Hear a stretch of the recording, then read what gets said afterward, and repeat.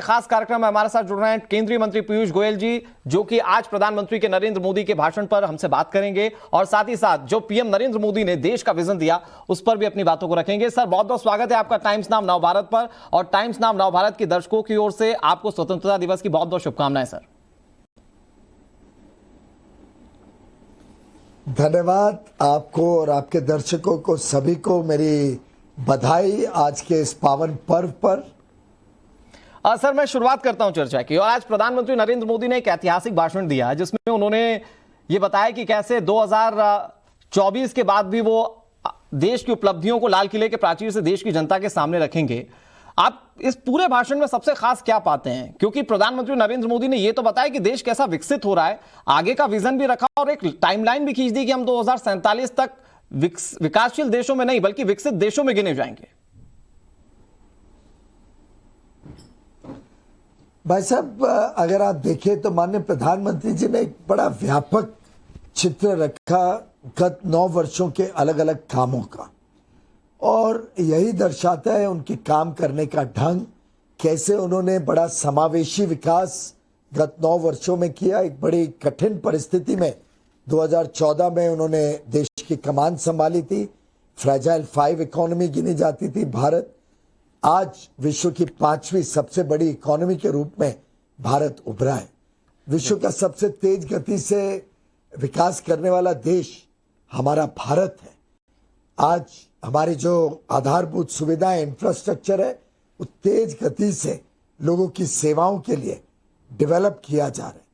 जिस प्रकार से गरीब कल्याण, सुशासन हमारी पहचान बनी है, देश की पहचान, सरकार की पहचान, और विशेषकर माननीय प्रधानमंत्री नरेंद्र मोदी जी के काम करने का जो ढंग है जी, जो देश के कोने कोने तक विकास को पहुंचाते हैं, जो बिना भेदभाव के हर व्यक्ति के जीवन में एक नया सवेरा लाने के प्रयास करता है।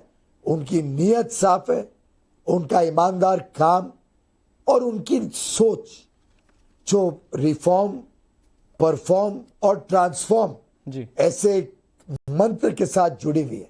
नई नई योजनाएं, नए नए काम करने के ढंग, जड़ में जाके समस्या का समाधान निकालना। जिस प्रकार से माननीय प्रधानमंत्री जी देश की जनता की आशाएं, अपेक्षाएं को समझते हैं और उसको पूरा करने में खरा उतरते हैं। जैसे वो अपनी महिलाओं को सम्मान देने के लिए, युवा युवतियों को नए अवसर देने के लिए, समाज के हर वर्ग को आगे नए मौके प्रदान हो, उसकी चिंता करते हैं।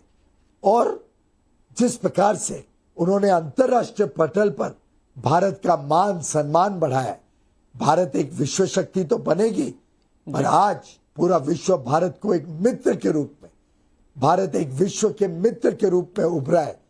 ऐसे भारत को सम्मान दिलाने वाला नेता और प्रधान सेवक प्रधानमंत्री नरेंद्र मोदी जी ने आज देश को और विश्व को भारत के आने वाले कल का एक दृश्य दिखाया है जी। और मेरा विश्वास है, हम सबका विश्वास है, 140 करोड़ देशवासियों का विश्वास है कि अब भारत रुकेगा नहीं, थकेगा नहीं, अब एक विश्व शक्ति और विकसित देश बन के ही रहेगा।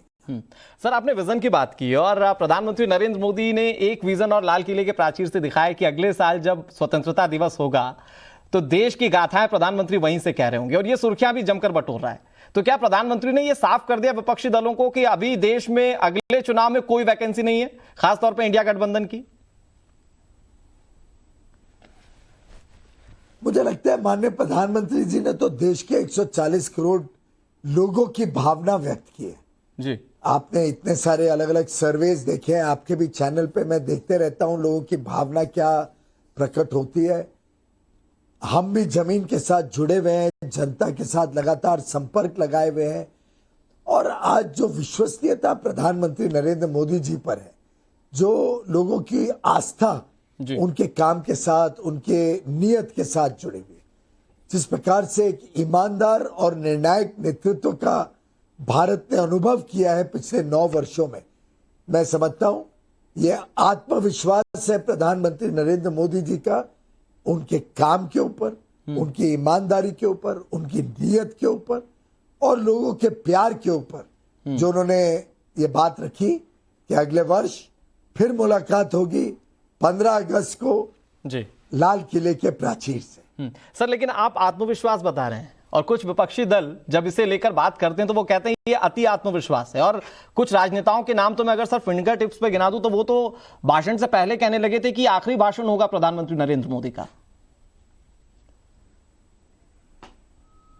भाई साहब, अगर आप अति अच्छा काम करो जी, अगर आप अति ईमानदारी से काम करो, अगर आप अति सेवा का काम करो, अगर आप अति सुशासन लाओ जी, तो अति आत्मविश्वास भी स्वाभाविक है। लेकिन कांग्रेस अच्छी बात कही सर और आपने। उनके इस घमंडिया गठबंधन यूपीए के नए नाम को जो उन्होंने दिया है जी, उनके अति भ्रष्टाचार, उनके अति वंशवाद को देखें, उनके अति कारनामे जो उन्होंने 10 साल के यूपीए शासन में दिए, जी, उन्होंने जो अति कर दी थी इस देश को विफल बनाने के लिए, उन्होंने जो अति कर दी थी देश की अर्थव्यवस्था के साथ, उससे स्वाभाविक है कि जनता भी उनको अति पराजय देने के लिए तैयार बैठी।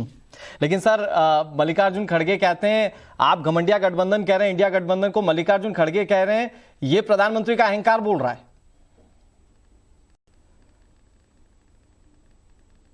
मुझे लगता है कि माननीय प्रधानमंत्री जी को आज देश की जनता ने 50 वर्षों से जी, देश को अपने पूरे जीवन को समर्पित करते हुए देखा। उन्होंने देश के लिए मर मिटने के लिए अपना कण कण क्षण क्षण निछावर कर दिया।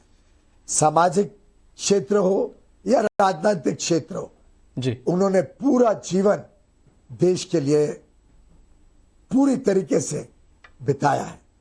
और गत 25 वर्षों के उनके कार्यकाल को, 23 वर्षों के कार्यकाल को देख लीजिए, चाहे गुजरात के मुख्यमंत्री के रूप में या भारत के प्रधानमंत्री के रूप में, जिस प्रकार से विकास तेज गति से आया गुजरात में और अब पूरे देश में, जिस प्रकार से जन सेवा, गरीब कल्याण, ईमानदार सरकार उन्होंने देश को दी है, मैं समझता हूं आज देश की जनता में जो विश्वास और जो प्यार जी, लोगों के बीच में उनको मिला है, उसी का परिणाम है कि कांग्रेस अपने आप को इतना लाचार महसूस करती है।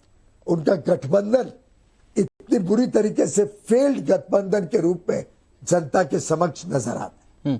सर, लेकिन आज प्रधानमंत्री नरेंद्र मोदी के जो भाषण को हमने सुना, 90 मिनट का भाषण, इस भाषण में एक सबसे खास बात यह रही कि प्रधानमंत्री नरेंद्र मोदी ने देशवासियों को भाइयों बहनों के साथ साथ ये कहा कि ये मेरे परिवार के लोग हैं। तो वो दायरा बढ़ गया प्रधानमंत्री नरेंद्र मोदी के भाषण का आज।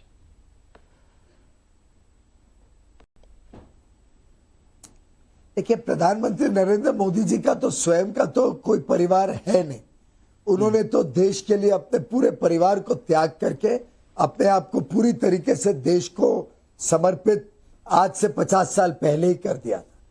तो एक प्रकार से देश ने उनको अपनाया, उनको अपने परिवार का एक सदस्य बनाया और उन्होंने देशवासियों को अपना के उनको ही अपना परिवार माना है, उनके लिए ही जीवन निछावर किया है, उनके लिए ही अपना पूरा समय कण कण क्षण क्षण देश के लिए समर्पित किया है।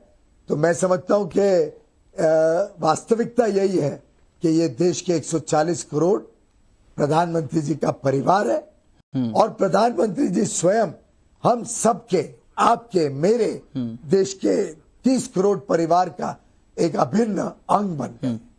सर, मैं आखिरी में एक चीज आपसे जानना चाहूंगा, क्योंकि आप केंद्रीय मंत्री भी हैं और जैसा कि पीएम नरेंद्र मोदी ने प्रोजेक्शन भी दे दिया कि आने वाले वक्त में खुद प्रधानमंत्री लाल किले के प्राचीर से देश की उपलब्धियों को बताएंगे। आपके रोल की मैं बात करूं तो आपका रोल आप कैसे देखते हैं?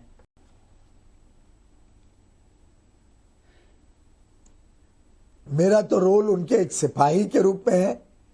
माननीय प्रधानमंत्री जी के नेतृत्व में उन्होंने 9 वर्ष सेवा करने का जो मौका दिया उसके लिए हम कृतज्ञ हैं।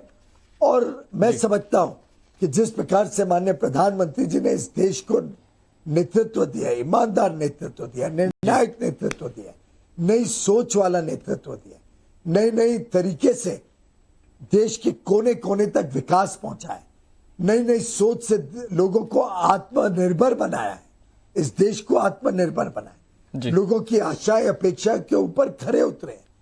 उसके लिए हम सब मिलके अब एक कर्तव्य भावना से 140 करोड़ देशवासी उनके साथ कंधे से कंधा मिला के हम काम करने के लिए प्रतिबद्ध है।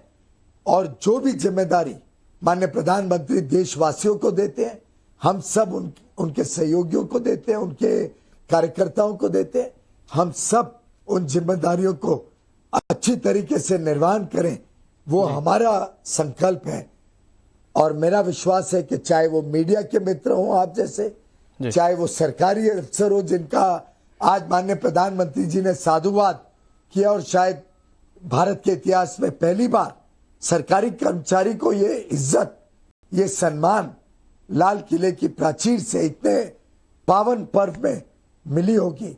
जैसे उन्होंने नमन किया देश के मजदूरों का, देश के श्रमजीवियों का, देश के किसानों का, देश के विश्वकर्मा, हमारे जो अलग अलग स्किल्ड और कौशल के साथ काम करने वाले लोग हैं, चाहे वो मोची हो, चाहे वो दुकानदार हो, चाहे वो खुदरा व्यापार करता हो, चाहे वो छोटा बड़ा किसी भी क्षेत्र के साथ जुड़ा लोहार हो, सोनार हो, सबका जो आज नमन किया है, सबको जो आज इज्जत मिली है प्रधानमंत्री नरेंद्र मोदी जी के कार्यकाल में और आज के उनके भाषण में, मैं समझता हूं देश टर्बो चार्ज होके आज कर्तव्य भावना से एक विकसित देश बनाने के लिए निकल पड़ा है। सर, आपसे बात करते हुए वो टर्बो चार्ज हमें लगा भी, महसूस भी हुआ। बहुत शुक्रिया सर, और इन्हीं शुभकामनाओं के साथ एक बार फिर से आपको सर स्वतंत्रता दिवस की बहुत बहुत शुभकामनाएं। हमारे साथ जुड़ने के लिए और पूरी बातचीत करने के लिए बहुत बहुत शुक्रिया सर। आगे की खबरों के लिए आपको सीधे लिए चलते हैं हमारे स्टूडियो में। बरखा हमारे साथ मौजूद।